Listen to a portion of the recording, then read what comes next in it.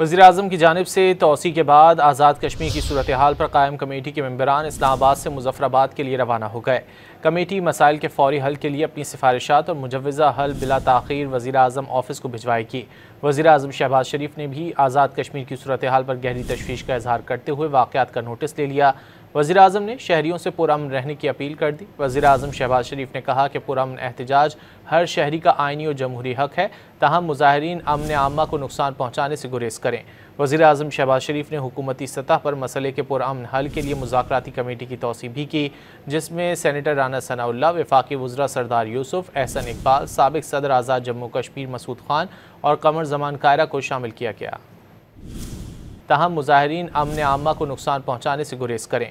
वज़ीर-ए-आज़म शहबाज शरीफ ने हुकूमती सतह पर मसले के पुरअमन हल के लिए मुज़ाकराती कमेटी की तौसी भी की, जिसमें सेनेटर राना सनाउल्लाह, वफाकी वज़रा सरदार यूसुफ, एहसन इकबाल, साबिक़ सदर आज़ाद जम्मू कश्मीर मसूद खान और कमर ज़मान कायरा को शामिल किया गया।